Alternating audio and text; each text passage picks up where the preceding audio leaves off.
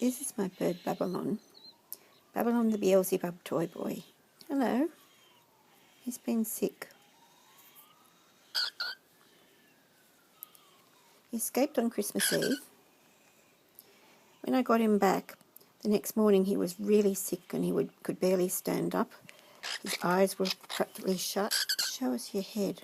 A couple of weeks later, look what's it.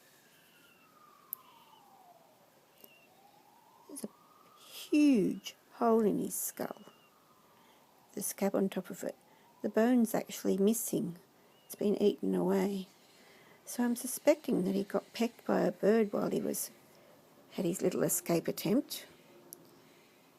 Must have been a tiny hole because there was no blood, and I would have noticed when he got back if there was any blood.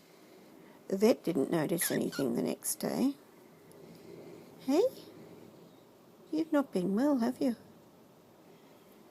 So it's all scabbed over. He's on some antibiotics. We think that a bird pecked him and then it abscessed and it's eaten away at the bone.